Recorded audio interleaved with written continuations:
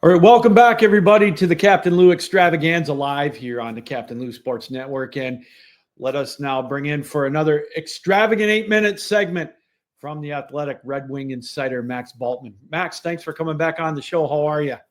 Hey, Lou, always a pleasure. I'm doing good. How about yourself?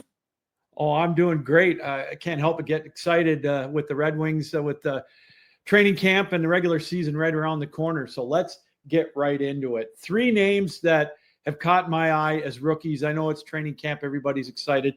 Emmett Finney, Elmer Soderblom, and Amadeus Lombardi.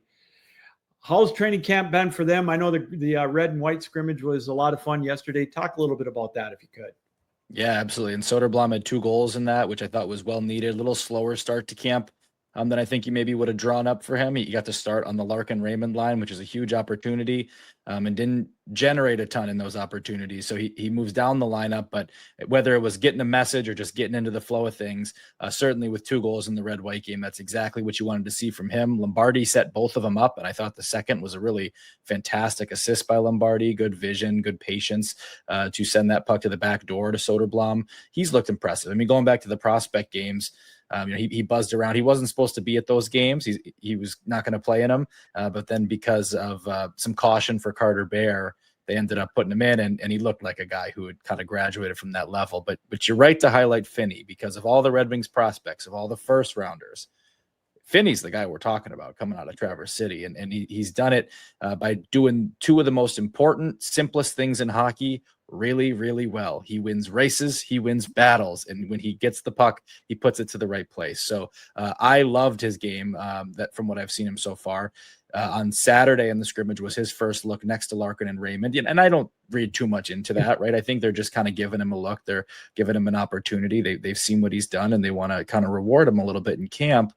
Is my read on the situation, but he did exactly what you'd have wanted to see. They had their best day of camp, I thought, on that Saturday with him. He was very noticeable. He wasn't backing down from anybody. He was battling with Moritz Seider. He would go down into the corners. He would back check hard. And it's all those little things that, for as much as in hockey we fixate on the guys who have the best hands, the guys who make that perfect seam pass, way more often, the question is not, can you dangle? The question is, can you go get that puck, whether it's in a race or whether it's in a corner? Emmett Finney goes and gets that puck. And I think that's a really valuable really valuable thing to a hockey team. And whether it's for this year or beyond, he's really upped his stock for me this week. Marco Kasper, he was one that I really gravitated towards the end of the year last year. I thought he had a great second half. What is your feeling on him coming into this? Really, maybe his second full year with the Red Wings?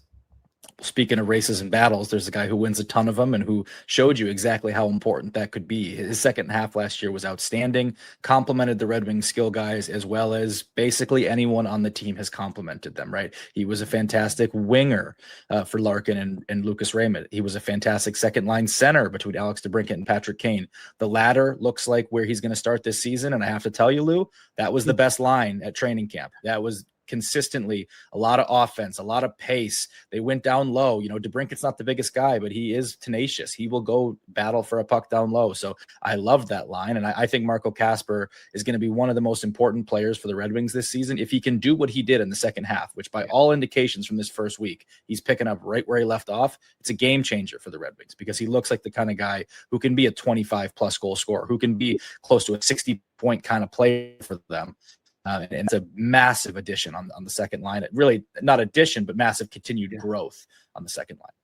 Man, that's exciting to hear. Okay, I got to ask you, the 3 most important positions in all of Detroit sports: quarterback, closer, and goalie. We've got John Gibson, and you got Talbot, and then there's Sebastian Cossa. Max, you hear trade rumors swirling about Cossa. You've got Augustine waiting in the wings at Michigan State. What's your feel on the goaltending situation in Detroit coming up when we break for opening day in October? Well, let's take that range you just said. If Jared Goff is over here, And the Tigers bullpen is over here.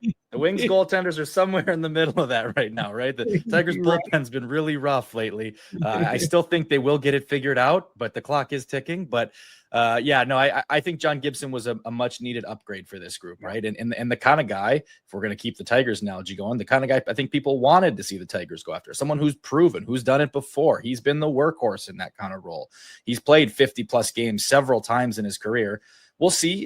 He's 32, 33 years old now. Like, it's not going to be quite as easy as it was for him when he was 26, 27. But I do think getting out of that rebuild environment that he's been in Anaheim into a team that wants to make the playoffs can be energizing. Hopefully the Red Wings blue line, can not just kind of it's a group that has a lot of questions of its own, right? I guess is what I'm getting at.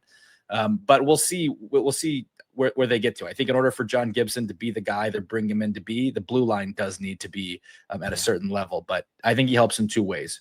Proven experience. He's made some spectacular saves. He's got the athleticism. There's no doubt about that.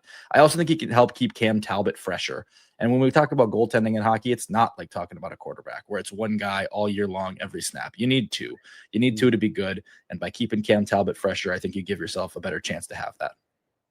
Do you see Kosa playing any games in Detroit this year? I do. I think the magic number is 10, but maybe it could 8, I think, would be perfectly fine. 12 would be wow. Like, that's a lot of experience for him. The goal, I think, is just to get him ready for when he has to be on the team a year from now. I don't think he is ready to be a full-time, 30-plus game guy in the NHL right now. I think starting him in Grand Rapids is the right call. But I think as the year progresses, whether it's by injury and necessity or whether it's by the Red Wings getting creative and finding opportunities for him, I think that's the range you want to see. 8 to 12 games for Sebastian Kosa. Get him ready to be a part of your team next year. I think that's the best case scenario, and I think that's the likeliest scenario. Max, you're around the Red Wings all the time. I got to ask you, how hot, realistically, is Steve Yzerman's seat? I know that's one of the biggest questions in all of Detroit sports. How hot is it really getting? Well, I think it's hotter with the fan base than it's going to be with ownership, right? I think there is a real and understandable frustration from the fan base that's saying,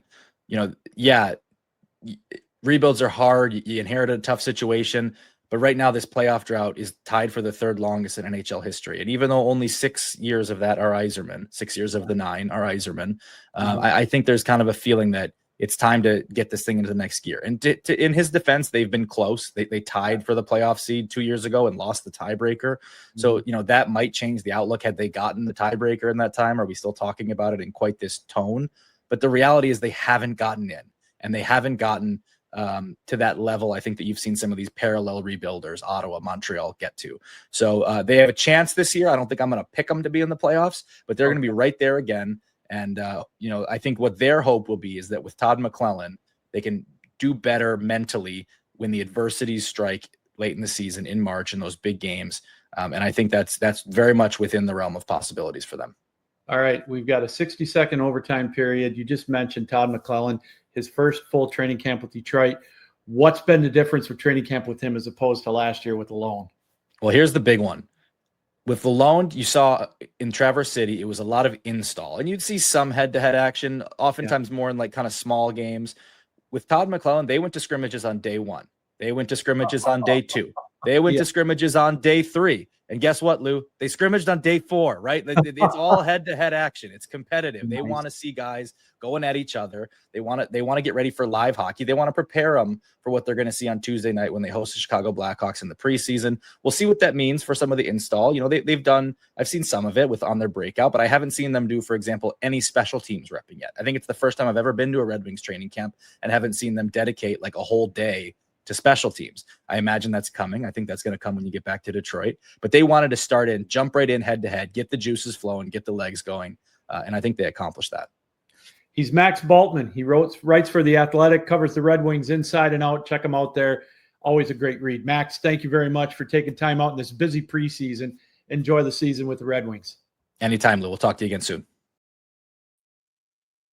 All right. Of course, that's Max Bultman, as we mentioned. That interview, I recorded that last week, and the reason I bring it up is I want to thank Dan Monette for asking the couple of questions that he did. And I reached out to Max about 5 minutes ago and just asked him real quick what he thought about Compher and Berge.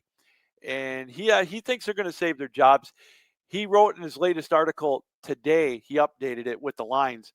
and he's got Comfer and Berggren still in the lineup, and he's got them both on the fourth line with Van Riemsdyk, who came to practice today, and so he's kind of getting back in the fold. He's off with some personal issues or whatever, but they welcomed him back at practice today. Lombardi, I honestly think he's probably going to start down in Grand Rapids. I was hoping maybe to see him up with the team. You never know. I think Soderblom's going to get that last spot, and that's, according to Max, he covers them all the time. And as far as Mitchell, I don't think that he's going to make it either. I think he's going to start down there as well.